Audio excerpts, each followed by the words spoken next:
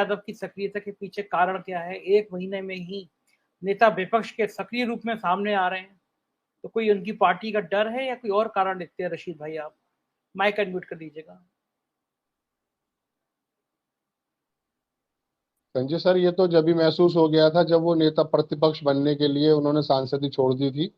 और जाहिर सी बात है, यहाँ पर जो मुख्य आवाज है इस समय अगर अखिलेश यादव की नहीं होगी तो कौन किसकी होगी? क्योंकि एक दो ही प्लेयर इस इलेक्शन में नजर आए हैं। मायावती जी कहाँ पर बोली हैं इलेक्शन के समय? अगर वो बोल जाती तो इस समय परिदृश्य ही बदला हुआ होता। उनको जिम्मेदारी निभानी भी चाहिए, क्योंकि 20% से 38% जो वोट आया है वो जाहिर सी बात है उसके अंदर बहुत सारा वोट जो है वो वोट था जो 2017 में भारतीय जनता पार्टी के पक्ष में गया था। अब अगर उनको खड़ा वो नहीं खड़े होंगे तो कौन होगा? तो इसमें तो बिल्कुल स्वाभाविक है वो खड़े हैं।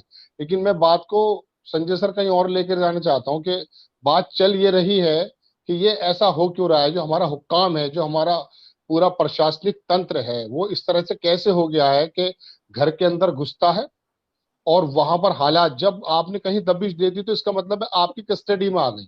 इसको आप कस्टोडियल डेथ कहेंगे। जो बच्ची का जो हुआ है वो सुसाइड, उसके बारे में अगर मैं बात करूं और इसके परिप्रेक्ष्य में एक बात जोड़ूंगा, हालांकि दोनों बात थोड़ा सा आपको लगेगा शायद मैं अलग जाऊं, लेकिन जाऊंगा नहीं।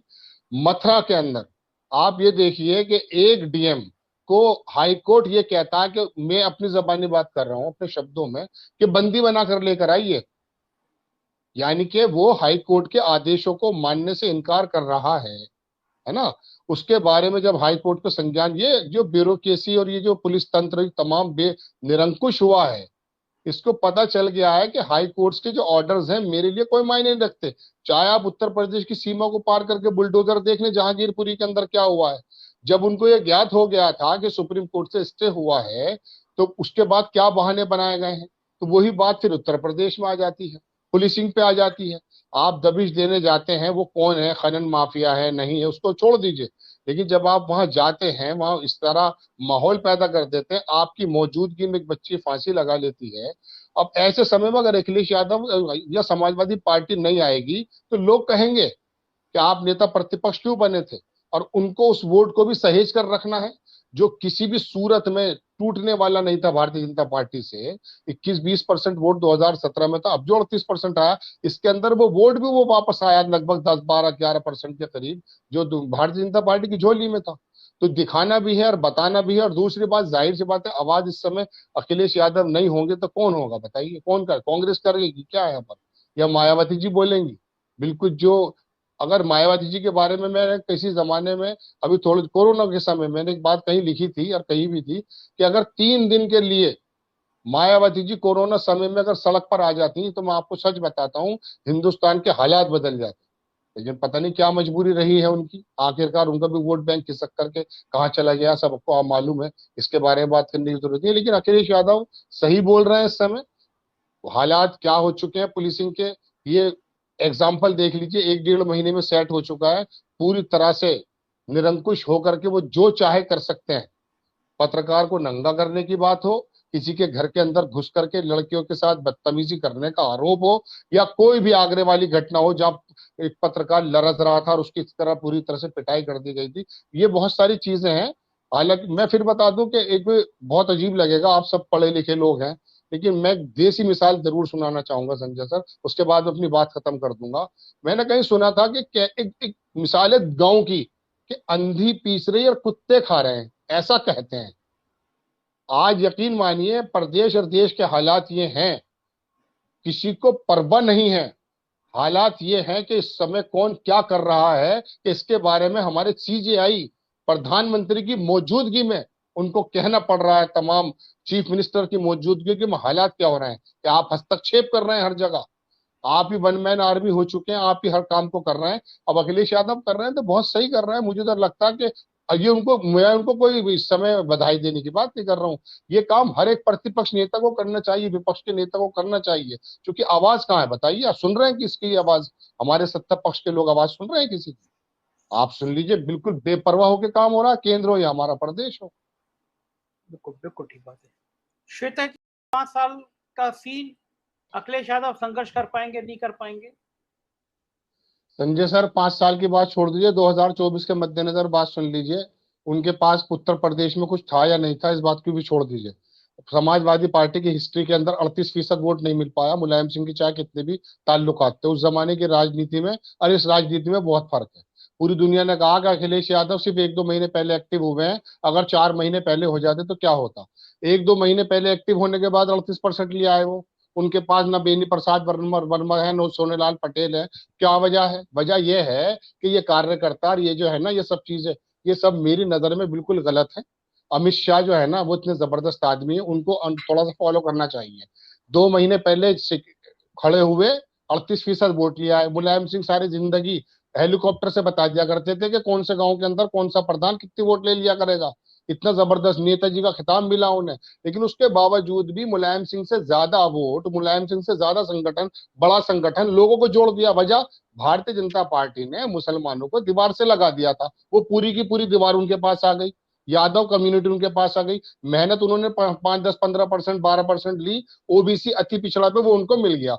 देखिए अब्बास भाई, बात सुनिए। पहली बात तो आपको क्यों लाना चाह रहे हैं हम, या आपको क्यों आना चाहिए?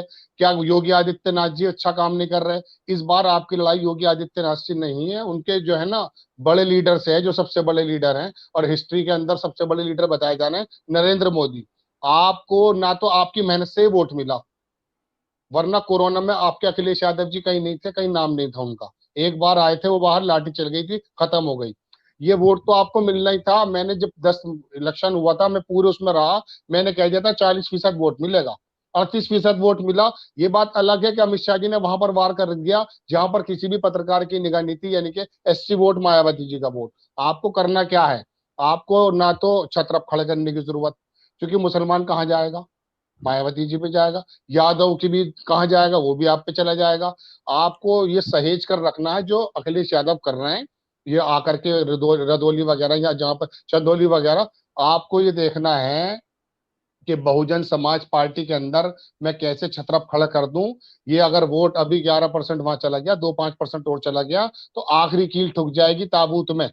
आपको सिर्फ और सिर्फ वहां पर वोट देना है कि 53,000 करोड़ रुपया उन्होंने जो बांटा है ना राशन का।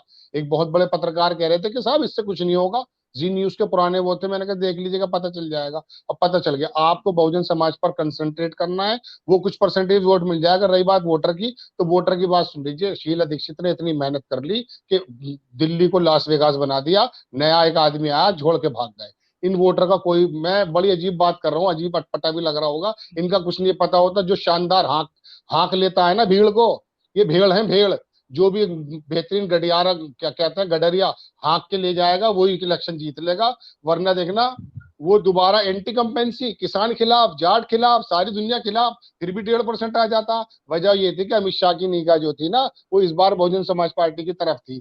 मायावती जी से कह दिया बैठ जाइए चुपके, 5-10% तुम्हारा चाहिए। इन्हें कितनी भी करते, और लंबे लंबे छक्के मारे अखिलेश यादव ने, उसके बावजूद रह गए।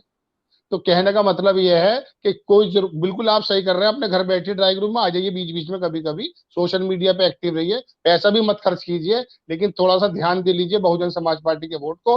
2, 5, 10% वहां नेता खड़ा कर दीजिए, वहां वोट मिल जाएगा। आप 2024 के अंदर इनके खेमे के अंदर 80 पन्नों की गई है, संजय सर बता देंगे बहुत। इनको ये आप क्या समझ रहे हैं कि भारतीय जनता पार्टी ये समझ रही है कि हम जीत गए? नहीं, उनके यहाँ तो हलचल है कि वो सोच रहे हैं 25 सीटें कम हो रही है हमारी। 80 पन्नों की जो गई है ना बुलडोजर की, उसके कि हमारे जो है क्यों कम हो गए, वो उस पर निगाह रखे बैठे हैं। आप वहां पर काम कीजिए जहां मैं कर रहा हूँ, कह रहा हूँ। वरना एक बात सुन लीजिए संजय सर, आधी लाइन की बात। देश आपका भी है, मेरा भी। मैं कहाँ जाऊंगा? पाकिस्तान जाऊंगा, नेपाल जाऊंगा, कहाँ जाऊंगा? देश के हालात वो कर दिए जिस पर निगाह नहीं है। ये लॉ एंड ऑर्डर के रूप के अंदर जो 20 करोड़ लोगों को परेशान कर दिया गया, कहाँ देश टूटने के कगार पर है, हालात ये पैदा हो गए हैं। मुझे वोट से और मुझे बिजली से और पानी से कोई मतलब नहीं रह गया आज की तारीख में। मेरा देश कैसे जुड़ जाए, मसला ये रह गया है। और देश टूटने के कगार पे अखिलेश यादव थोड़ा बहुत रोकने की बात है, इसलिए मशवरा दिया गया, वरना हालात बड़े खराब होते जा रहे हैं। ये बिजली और राशन वाशन का कोई मसला ही नहीं बचा, मसला तो कुछ और रशीद बचा है भाई, अब। रशीद भाई शुक्रिया, आपकी शैली मुझे बहुत अच्छी लगती है।